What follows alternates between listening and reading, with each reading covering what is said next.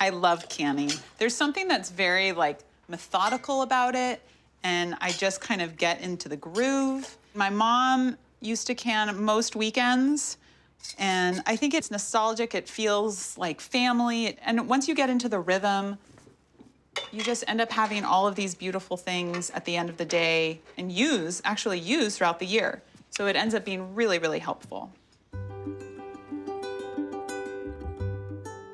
Welcome to the ranch. I am so excited to have you here in my kitchen. Today we are going to focus in on pressure canning. Pressure canners are awesome because you can low acid foods. So if I do my applesauce, or if I'm doing a tomato pasta sauce, or if I'm doing chicken stock, these are all things that are low acid but perfect for a pressure canner. I'm going to cover what tools you need and walk you through each step of how to do this method using my chicken stock recipe. Pressure canning can feel intimidating. I totally understand. I'm going to show you how easy and simple it can be to do this at home.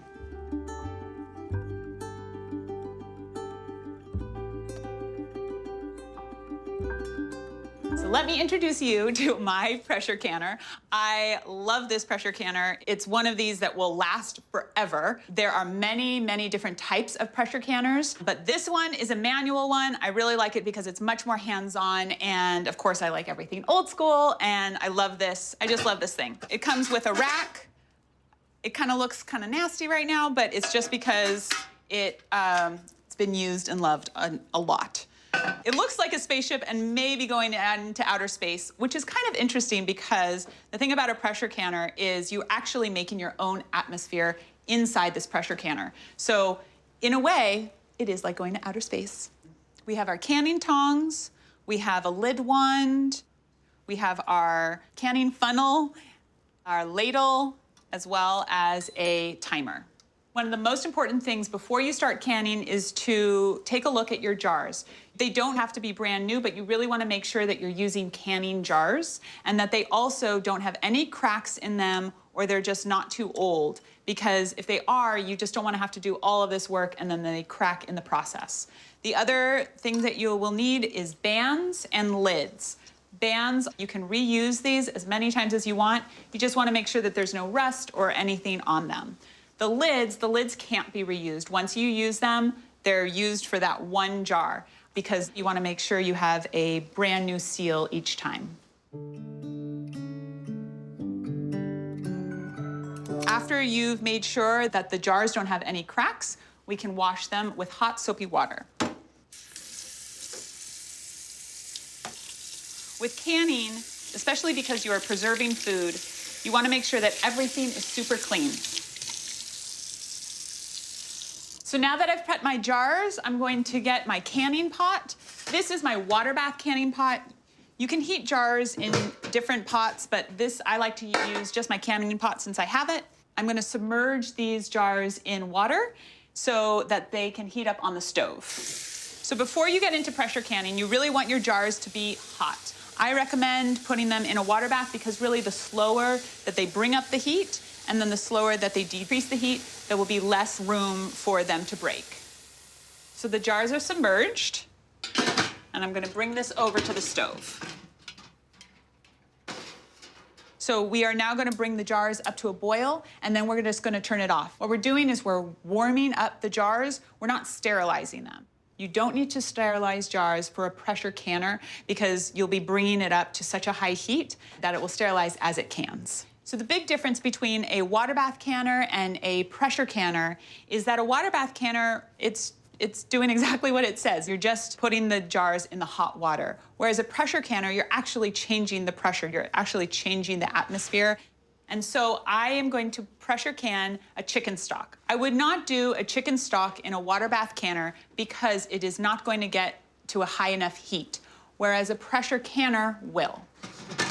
I'm gonna move this to the back as I heat the jars in the back. I'm gonna bring up my chicken stock.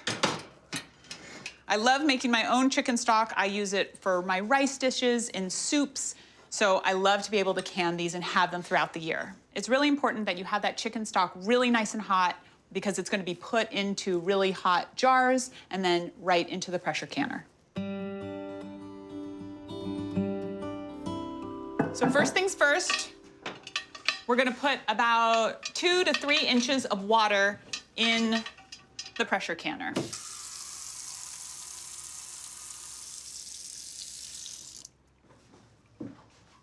I'm gonna now prep the pot so it's really ready to seal properly. So many canners are different, but I'm just gonna show you how I do it with mine, but just make sure that you check the instructions on your own canner.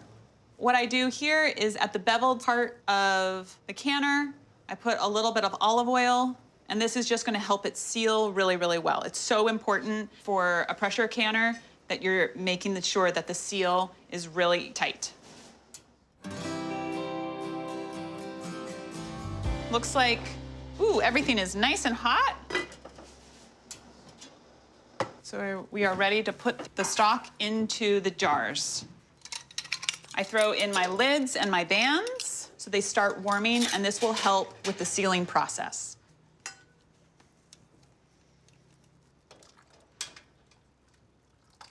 Okay, here we go. I'm gonna put the funnel in and just slowly ladle.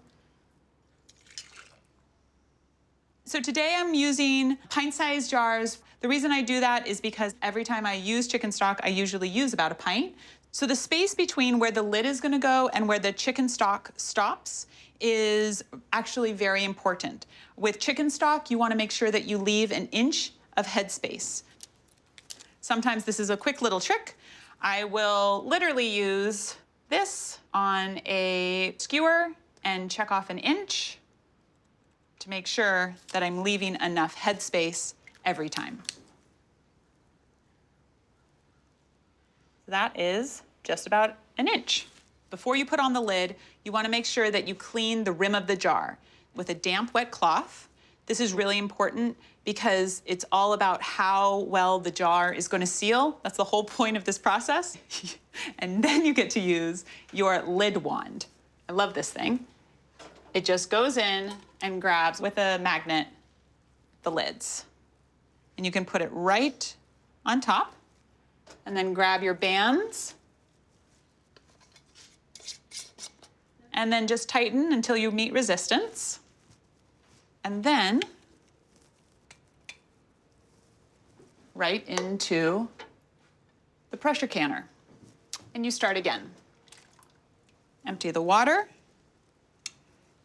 put the funnel on, ladle in your chicken stock, or really whatever product that you're gonna be working with.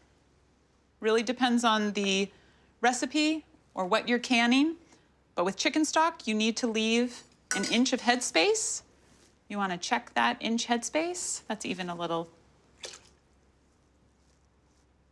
and that's not enough. There we go. Check the headspace, make sure it's an inch, and it is. You make sure that everything is clean with a damp cloth. Unlike the water bath canning, we're not submerging them in water. This is in 2 to 3 inches of water. It's more about the steam and all the pressure that it's going to have once you get the pressure canner sealed.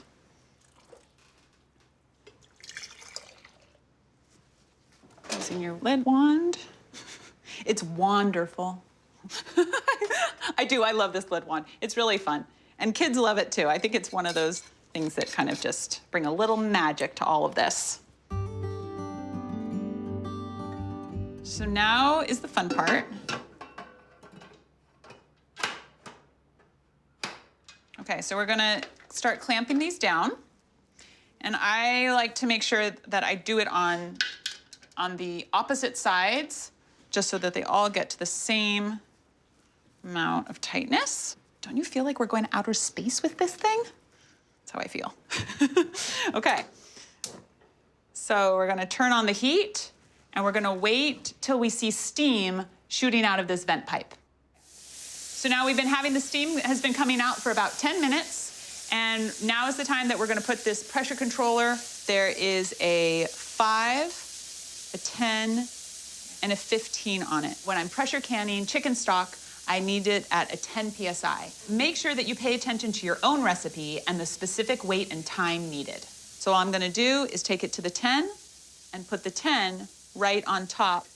The pressure is going to start rising. This is when things get a little bit technical. It really just depends on how your pressure canner works. So it's really important to read your instructions of your pressure canner to see what exactly needs to happen to get it to the right PSI. For mine, everything is manual. So what I am doing is I'm waiting to watch the PSI. The PSI is going up on my pressure gauge. Once it starts rattling, I'm gonna turn down the heat to a place where it rattles only 1 to 4 times in 1 minute. Okay, so that's the rattle. We don't want that rattle to be going nonstop. So what I'm gonna do is I'm gonna slowly turn down the heat. And I'm gonna wait a little bit, and it should stop rattling. Okay, so it stopped. So now I'm gonna look at the clock, and I would count how many times it's gonna rattle within 1 minute. So now that it's rattled 1 to 4 times in 1 minute, I know that the pressure is at the appropriate PSI for the recipe. I can start my timer at 20 minutes. If at any point the pressure drops, you need to get it steady again and restart your processing time. The pressure canner is really cool. There's all different kinds. It's just amazing that you can make soups, you can make stews, you can make all of these amazing things and then literally just put it on your shelf. Okay, so it's been 20 minutes. So we're just gonna turn off the heat. And what we're gonna do is we're gonna wait for this pressure gauge to go all the way down to 0. Then we can very carefully take off the pressure control. So the PSI has come down to 0. So now we're gonna take this off. Now we're gonna wait for 2 more minutes just to make sure that everything is really cooled down before we start opening the pressure canner. Okay, so we are now ready to open the pressure canner.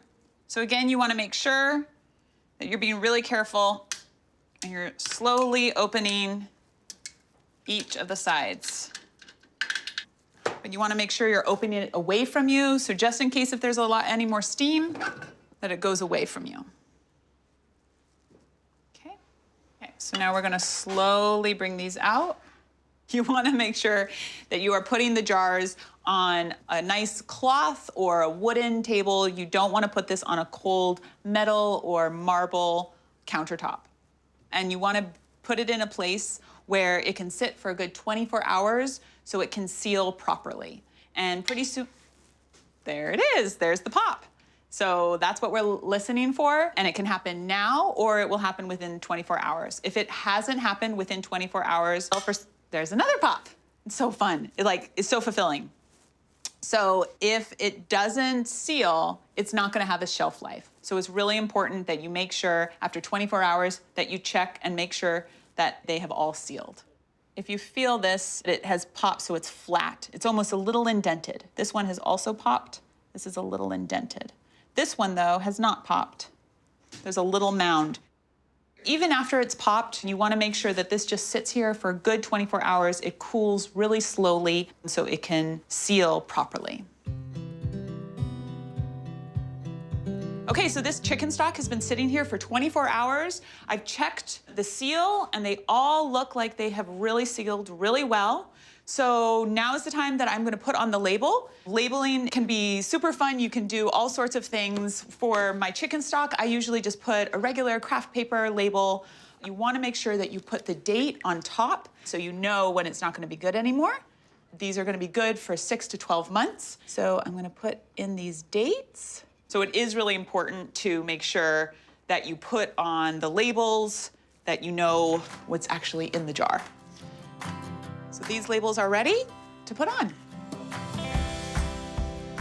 In this chapter, you have learned all there is to know about pressure canning. I really hope that you try this adventure at home. This is so fun to do. With these just very simple steps, you can do this at home. I really hope you enjoy. Get canning.